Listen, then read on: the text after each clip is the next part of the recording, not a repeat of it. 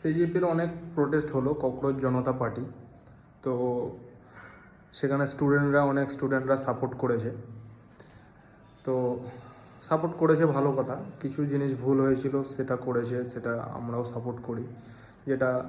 এটা দেখলে হবে না যে এই সরকারে, সেটা তোমার স্বাধীন ভারত থেকেই হয়ে আসছিল। তো যাই হোক, সেটার সমাধান হলো, ছাত্ররাও খুশি হয়েছে। তো কিছু কিছু ছাত্র যারা মানে একটু উগ্র ভাষণ দিয়েছে, গালিগালাজ করেছে নেতা মন্ত্রী, কোনো আধিকারিকদের,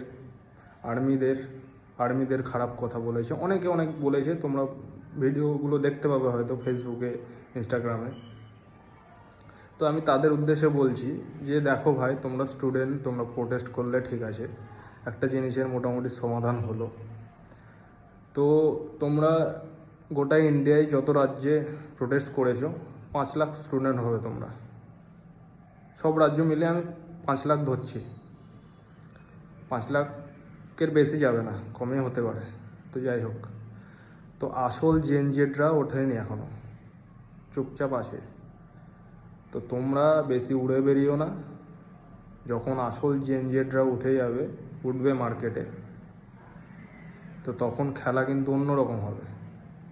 দেশদ্রোহী শক্তি মাটিতে টিকতে পারবে না, তাদেরকে হয় পাকিস্তান না হলে বাংলাদেশ পালাতে হবে। জয় হিন্দ, জয় ভারত।